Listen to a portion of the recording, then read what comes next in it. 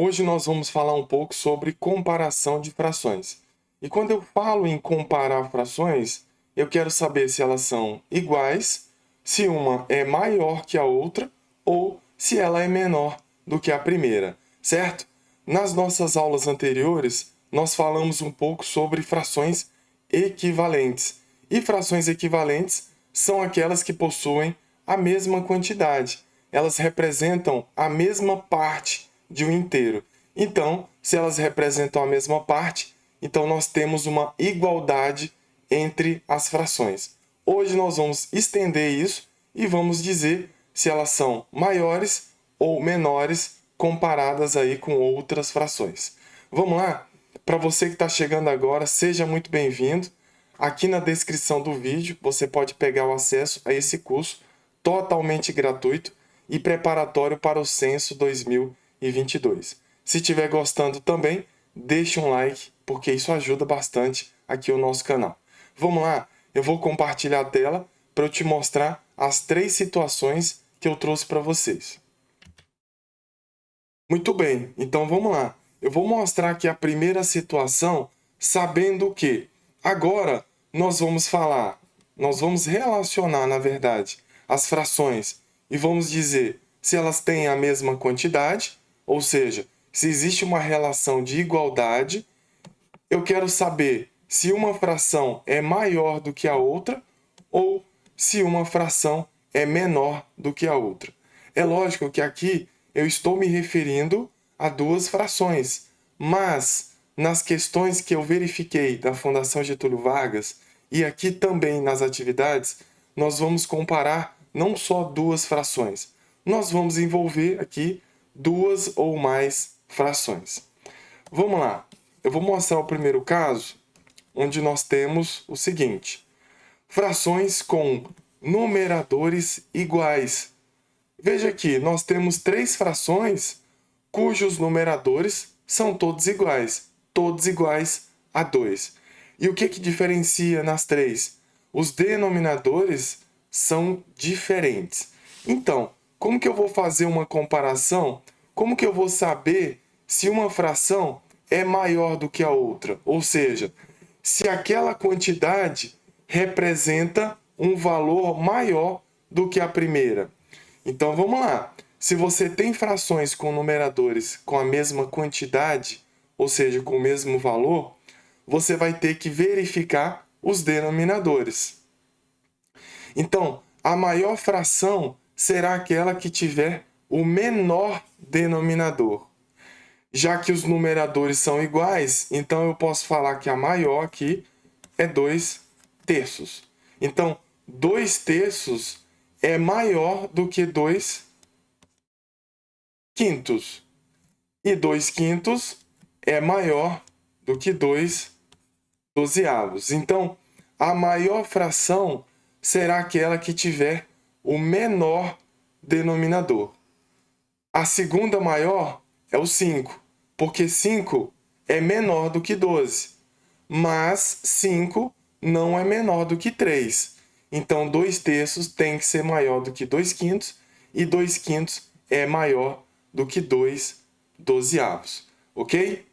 Vamos lá? Esse é o primeiro caso. Vamos para o segundo caso. O que nós temos aqui? Nós temos frações com denominadores iguais. Agora ficou mais fácil também. Só que nós vamos inverter o nosso parâmetro de comparação. Aqui no primeiro caso, nós tínhamos numeradores com a mesma medida, com o mesmo valor. Como que eu comparo aqui no primeiro caso? A maior será aquela que tiver o menor denominador. Aqui no segundo caso é diferente. Veja que todos os denominadores são iguais, têm a mesma quantidade. Então, a maior fração será aquela que tiver o maior numerador.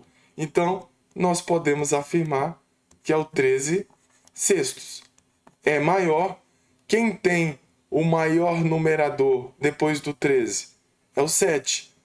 Então, 7 sextos. Depois, quem tem o maior numerador é o 3 sextos. E por fim, nós temos 1 sextos. Então, o que acontece? 13 é maior que 7, 7 é maior que 3 e 3 é maior que 1. Toda vez que você tiver frações com denominadores iguais, então a tua comparação é com os numeradores. E a maior é aquela que tiver o maior numerador. Agora, vamos para o terceiro e último caso, que certamente é o caso que mais cai aí nas provas de concurso público. São as frações com denominadores diferentes. Veja que nós não temos numeradores iguais, nós não temos denominadores diferentes, mas nós podemos fazer essa comparação entre as frações. Nós vamos ter que pegar esse terceiro caso e trazer para o segundo caso. O que é o segundo caso? São frações com denominadores iguais. Então, vamos lá. Eu vou tornar os denominadores iguais aqui no terceiro caso. E como que eu vou fazer isso?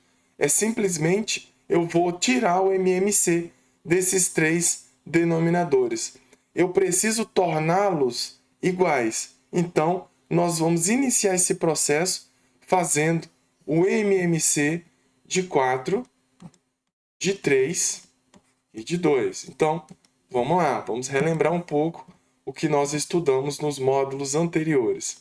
Eu vou colocar os três números aqui do lado esquerdo, vou traçar uma linha vertical e aqui do lado direito nós vamos colocar números primos que dividam pelo menos um desses três números.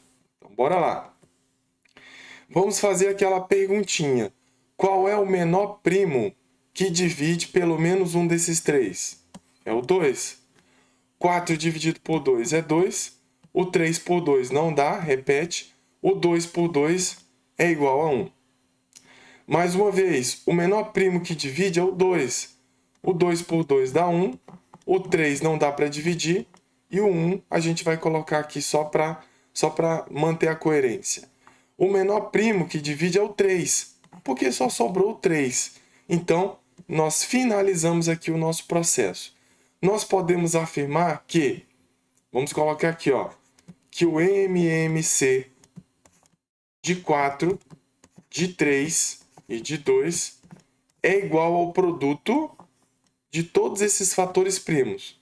É 2 vezes 2 vezes 3. 2 vezes 2, 4. 4 vezes 3, 12. Então, o que significa isso? O 12 é um múltiplo comum desses três números, certo? Então, se 12 é múltiplo comum, então 12 é divisível por 4, por 3 e por 2. Isso é muito importante aqui para todos nós, para a gente fazer a nossa comparação corretamente. Então, o que eu vou fazer aqui? Eu vou colocar 3 traços aqui, porque eu tenho 3 frações, e eu vou tornar os denominadores iguais. Lógico, eu vou forçar aqui os denominadores iguais, só que nós temos que alterar os numeradores. É isso que nós vamos fazer aqui agora. Qual é o processo para a gente fazer isso?